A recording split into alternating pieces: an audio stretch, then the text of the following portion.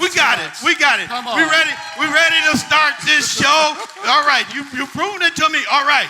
All right, keep the energy up, everybody. We're going to introduce our first speaker, a 6 times MVP, 250,000 social media followers. He's cracked TikTok, that platform where that generation that we don't understand congregates. He's a good bloke. He knows his lets from his lambdas. It's Alan Murray. Alan Murray. For that now? Yeah. Now you want that Excel song back, didn't you? Well done to the lovely vocals by Mark Proctor there. Let's give Mark a...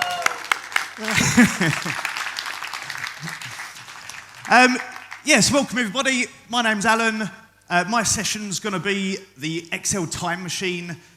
So following on from Mike here, just bringing us through the eras and all about Excel formulas. Keeping it quick. I'm from the UK, with a few dependents, and I spend my days talking about Excel. So obviously Giles mentioned a few things that I do there, but anywhere they let me talk about it is pretty much where I will talk about it. So on to our session. Oh, hold on. Need sound.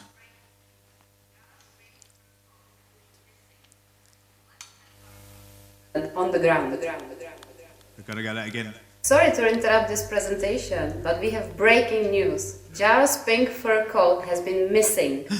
Let's head to our correspondent on the ground.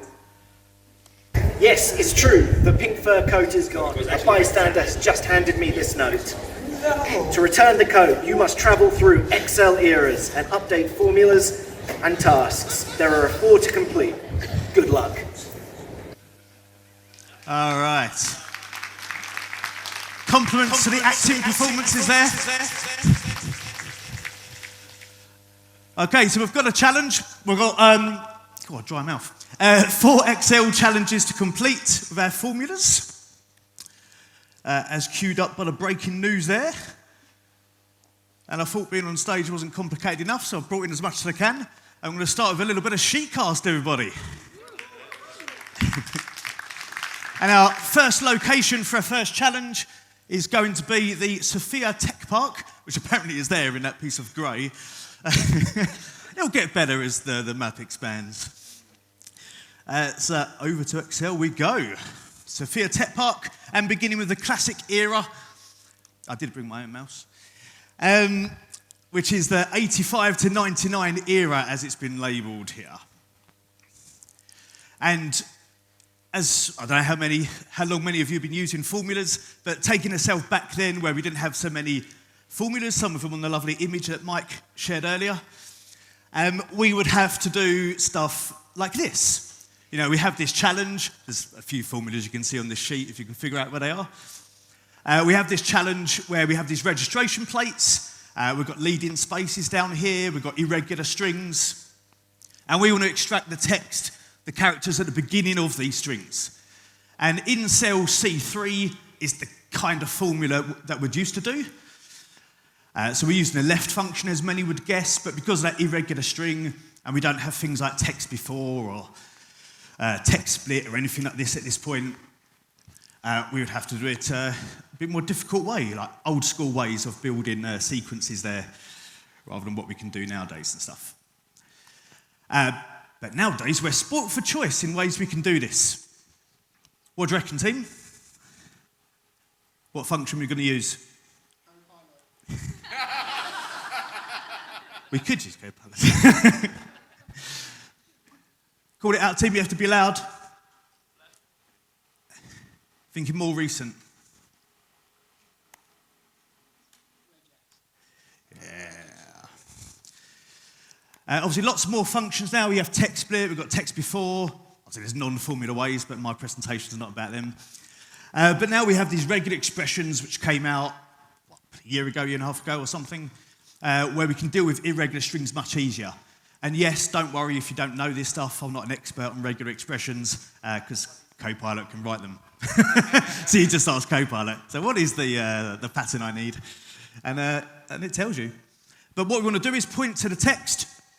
We're going to use our pattern here, which in a string, I want to use this symbol to indicate that it's at the leading end of the text. So take it from the start. As you see, we do have some text characters trailing our strings as well. From here, I'm going to tell it to look for A to Z characters. And I'm going to append that with the plus to indicate there may be more than one character. And this, fingers crossed, we'll draw it out. And then I can obviously drag that to the bottom or double click or whatnot, which will be our kind of old school way of doing it back in the day.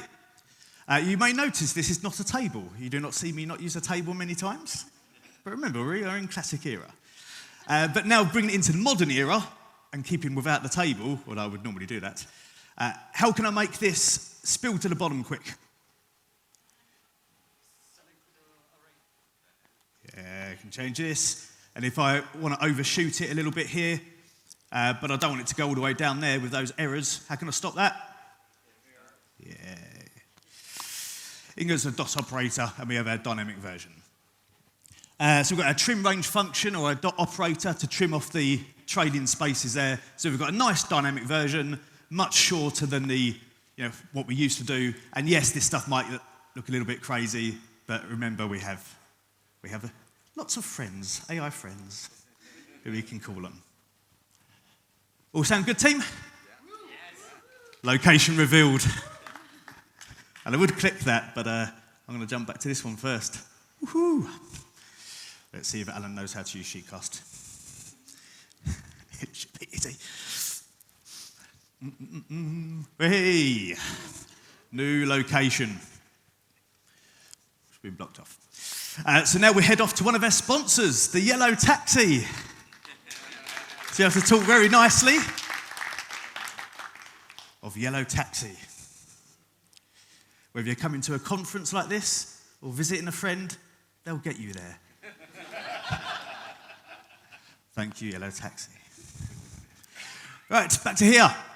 Next location is our Yellow Taxi rank expansion era. Yeah, I just made up these names. These are not real. 2000 to 2006. So slightly gathering pace with the lovely logos on the front here as well. And now we move to our next formula challenge, which you had to bring in somewhere. It's going to be a lookup challenge. And again, we've got our old school ways of doing it. Hopefully some of you have used Excel for a while can appreciate some of these. Can you see that formula, by the way? Didn't bring my Zoomy thing going. Had to restart this morning. You can. Oh, whoop, wrong cell. But yeah, some of you might have used Excel for a while, already ignoring the table there. Tables coming in, using a real original lookup function, simply known as lookup, and having to use a little bit of kind of trickery and a little bit of math trickery here, building in some criteria testing, producing some errors, and then kind of overshooting it by looking for a 2, and working on range lookups. And we get it done. It works. We're doing the lookup here on 2 columns. So people going from the airport to the destination here of Student Town. They're not made up, they're real. And returning the name of the driver. So where is that? It's this one here, isn't it? D033. So we're returning the final instance, not the first instance, the final instance, and working on a multi-criteria lookup. 2 columns. So quite a difficult task, you'd think, for a lot of people. And in older versions of formula, working awesome. But how can we do it in modern Excel? What do you reckon, team? Any more takers? XLOOKUP is the right answer, but I'm not going to do that one. Because anybody who knows me knows I don't. And I just wanted to be awkward. So I'm going to use index, and I'm going to hunt down the driver name using my table here. Then I'm going to look for the row number. What function, team? Remember, I want the last occurrence. We're going to bring xmatch, the unspoken function that nobody talks about because XLOOKUP's here. You know who's the king. It's not XLOOKUP. We're going to do a 2-column lookup, so I'm going to join these 2 together. and concatenate them. And I'm going to do the same thing to our columns here. Yes, I could do the criteria, just like the previous one did. But I'm going to work on just concatenating these, as many of you may have done before. That VLOOKUP that Faye always writes. You know, you're just building that helper column and stuff. Faye does not like VLOOKUP. And then we're going to do our search last to first on the end here. Just like the XLOOKUP does. Taking it easy when you're live on stage. Always love writing formulas live on stage. We should have our result. So D033, done in the modern approach, using our index and X match rather than any of those gymnastics with our kind of mathematical knowledge or tricks of the trade. All sound good? I have an alternative. Any takers for what might be in there? How else could we do that? Using modern formulas. What's the other big lookup function that came out about 6 years ago? Surely someone said it. Filter. Ignore the if there, we don't need the if, that's just to hide it. But filter, we could just filter on the criteria, you know, sort it with sort, get take to that last one. Nice and easy, probably easier than the way I did it. If I want to take a typical lookup approach. And we have our next location. This is easy, isn't it? Where's the challenge? You'll have your pink fur coat soon, don't worry, my friend. We are on it. Don't worry. Oh, yes, I know, we're on it. We'll get there, don't worry. Calm down. Right, bit of sheet cast before then. Oh, this. Where are we going now? Oh, we're going to the football. Look at the colouring on these maps teams. Let's give a shout out to our sheetcast sponsor. We're up into the green now. And also Celia, who helps me a lot with that. Did 90% of it. Rightio. So now we're off to the football in our structured era. So now for many of you, those youthful faces in the room, this is probably getting more into the era you're familiar with. And now we're in the 2000 to 2018 era. So now we're talking tables and slicers and aggregate and sum ifs. And now the party's really getting going. Not that it wasn't before, you know. Okay, so now we've got a slicer in here and a little bit more going on. And our goal, as you can see in the different languages here, is that we want to return the top 3 goal scorers from a table of data, which you'll see in a moment. And we're going to utilise that slicer. And we only want to return these 3 columns, our player, our goals, and our assists. So grouped here, we've got what we could do in the old days. I say the old days, the classic days and stuff. That's going to need a little bit more. There's a nice indentation and stuff there. But we've got an index match, because you know I love it. We've got if in there. We've got multiple indexes. We've got large. We've got an if error. And this is doing the job. You can see we've got the top 3 goal scorers over here. And this should work on the pivoting of this data that you can see that's working. So we don't necessarily need the new stuff to get that done. But obviously that's pretty horrific and took a lot of kind of thinking and manipulating to get that far. You give that to your colleagues and they don't have a clue. Building ranges and all this kind of stuff here. Oh, absolute reference, as some of you may know. Right, let's hide this. Let's look at our data. This is what the data looks like if you're interested. Well, it's currently filtered. Let me unfilter it first, shall I? Here we go. So we've got 5 columns. Obviously, we only want 3 of them with our different team names, and we want to be able to filter it. To get the connection with the slicer, for anyone who's not done this before or seen me do it, my preferred way is to use the aggregate function and create this little helper column. And then I can use that in multiple reports if I wanted to, whether it's group by or filter, build that little helper column, because then I can scale it rather than nesting it in a let or something. That'd be my idea. And we're using the aggregate function just to create a flag, this 1 or 0 flag. Can't see the zeros because they're all there. But we've got our 1 flag to indicate it's visible. And then from that, we should build our formula.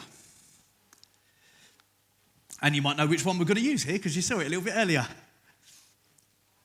What are you thinking? Yeah, filter, yeah. But let's start breaking it up. Let's do some let business. and we'll start breaking this stuff up. You guys use Let? Good stuff. So we're going to create our filter table first of all. How am I doing for time, guys? Anyone tracking that time?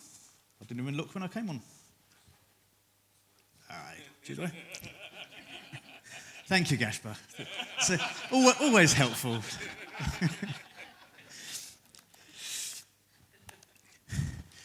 So we're going to do a sort filter combination. We're going to filter on TBL stats, the name of that table.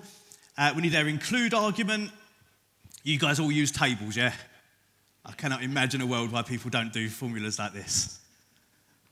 When you walk the dog, do you call the dog to you or do you run after it? Call the table to you. Don't go chasing, clicking around.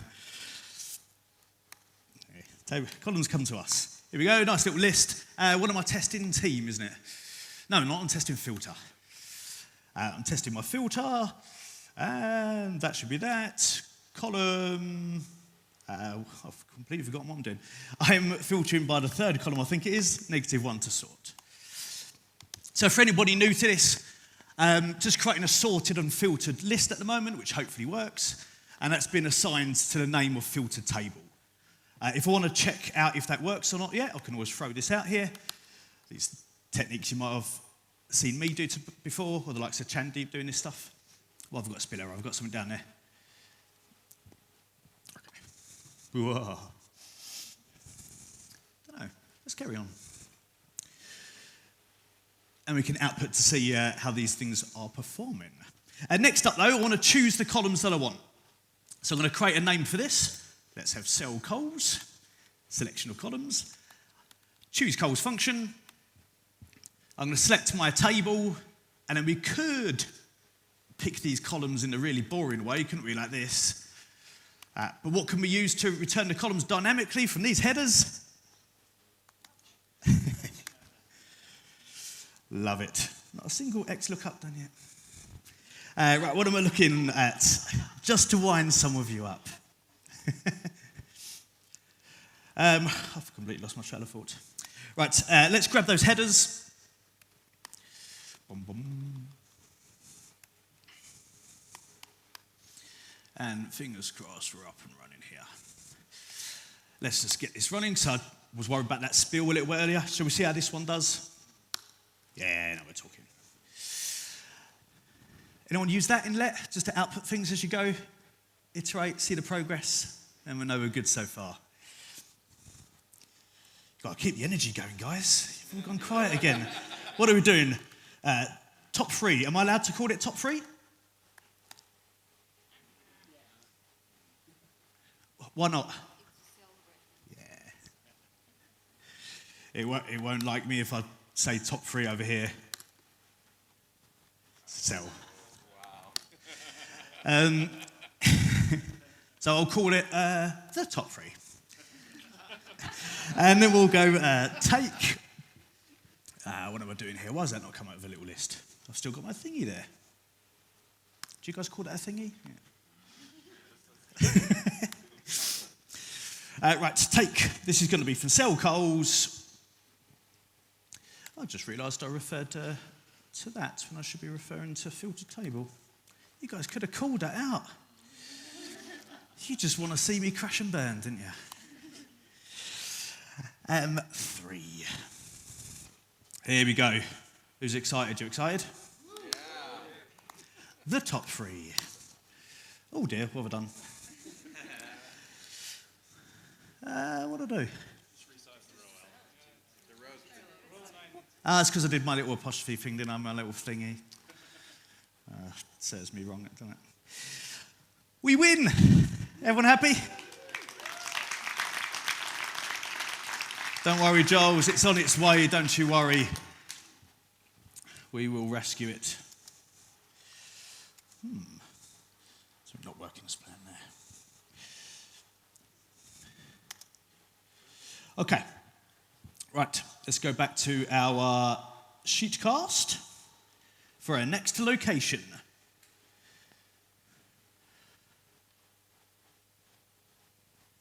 Off again. Now we're off to the Ferner Bakery. You guys like bakeries? Yeah. Of course we do. Right, over we go. Check all my links are working. Let's shrink this bad boy. So now we're into the dynamic era, everyone's favourite era, 2019 up to today. And nice simple challenge to finish with is the plan here, where we want to just sum up each of these columns along here. But we want to do this in a dynamic and ideally, a dynamic in a single formula way. So we want to sum all the columns with a single dynamic formula. How are we going to do that, team? Yes. Some of you may have seen a little bit of Biocol yesterday in a certain class. Right. I didn't think this through. These little guys are in my way. Let's get these guys out of my way. Sorry. But she shouldn't be there. Biocol. And then we're going to use the array. I'm going to pop all the way across here to column N. See how I coloured that so I didn't have to count to 12. You don't know how it's going to go. Little dot operator before the N one there. And then we will sum. And then we should get some action at the top as well. More choose coals and stuff up there. Just grabbing our final value and our second from last value for some simple calcs. But we know that we've got a single formula approach where we can add to, and this will dynamically adjust as we go. And I don't know how you guys are working at the moment, but if you listen to some of my content that I'm producing recently in the course that I've got coming out, and some of the other speakers in the front row and beyond, we're trying to reduce the days where we drag this little friend down here. The days of dragging this little guy, as much as I love that little guy, nearly as much as I love that clippy guy, is a dying art, and we won't be dragging that barely ever again. Because it's not good, is it? Because people do things like, ooh, I don't want to do that for a start. I guess I could do that.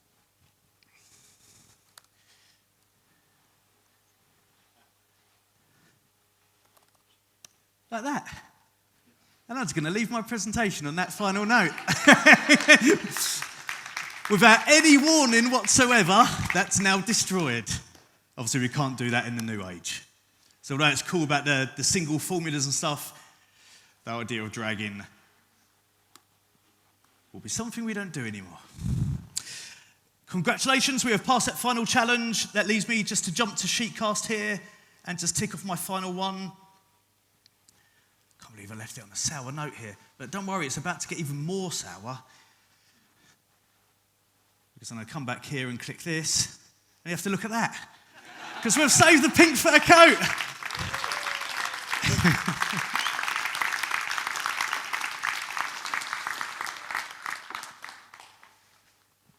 Thank you, everybody, for your time. Any questions? No?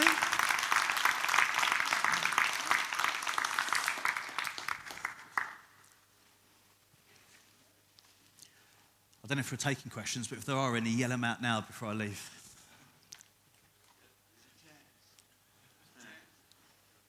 Right, going, gone. That's your job, isn't it? Thank you.